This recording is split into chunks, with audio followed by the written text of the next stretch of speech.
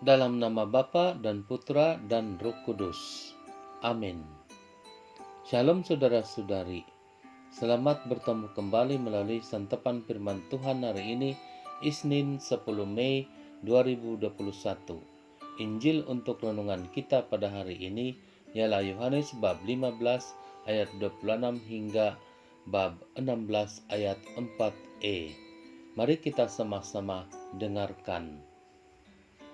Dalam amanat perpisahannya, Yesus berkata kepada murid-muridnya, "Jikalau penghibur yang akan kuutus dari Bapa datang, yaitu roh kebenaran yang keluar dari Bapa, ia akan bersaksi tentang aku.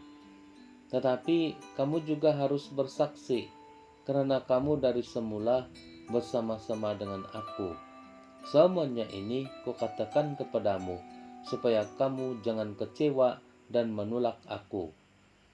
Kamu akan dikucilkan, bahkan akan datang saatnya bahwa setiap orang yang membunuh kamu akan menyangka bahwa ia berbuat bakti bagi Allah.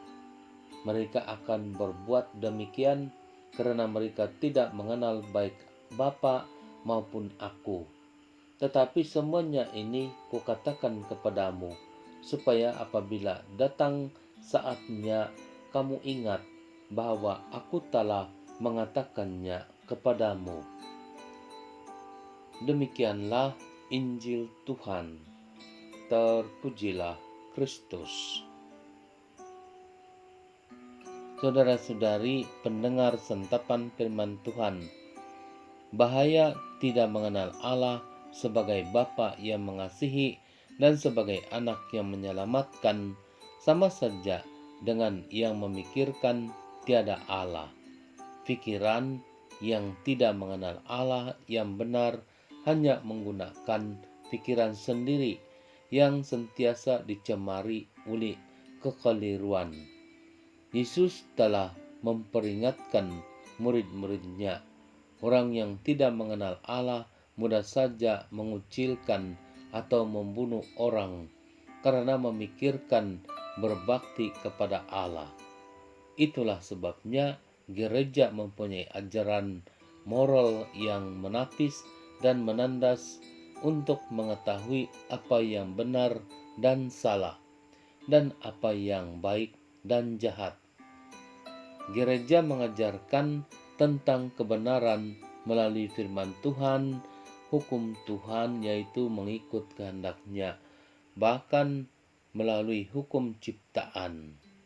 Hukum ciptaan seperti manusia gambaran Allah mengandung pengertian bahwa kehidupan perlu dihormati dan disayangi, dan itulah sebabnya membunuh adalah dosa besar.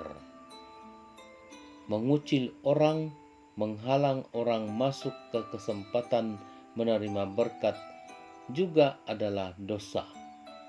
Dari penghalangan berkat yang baik itu membuka jalan bagi yang jahat menggoda, menyesatkan, dan menguasai serta membelenggukan orang sampai kehidupan tidak lagi terarah kepada kasih Tuhan yang mendamaikan dan menyelamatkan. Kehidupan terarah kepada keinginan dan cara hidup palsu menuju kepada kesia-siaan ataupun kehancuran, sebab di luar Tuhan adalah kebinasaan. Di mana ada Tuhan, di situ ada kasih dan surga. Tetapi di sebaliknya adalah neraka, tempat atau keadaan yang mengerikan. Saudara-saudari, Yesus berkata, bila roh kebenaran datang, murid-murid Yesus harus bersaksi. Karena apa?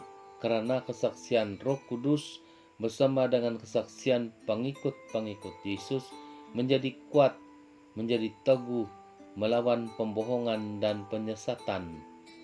Kuasa Tuhan sendiri yaitu Roh-Nya dan kuasa pribadi yang menyokong berkat Tuhan memberi semangat, percaya dan mengikuti Yesus dalam karya penyelamatan.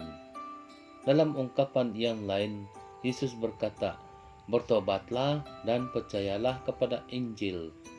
Itulah pengarahan hidup yang benar, bukannya hanya menggunakan pikiran sendiri yang cenderung dipengaruhi oleh kekeliruan dan kebingungan. Baiklah, berharap dan mau dibimbing oleh Roh Kudus, serta memperhatikan firman Tuhan agar sentiasa dalam kebenaran, sebab kebenaran itu memerdekakan. Yohanes bab 8 ayat 32. Dalam perkataan yang lain, membebaskan atau mendamaikan. Tuhan yang memberkati, dalam nama Bapa dan Putra dan Roh Kudus. Amin.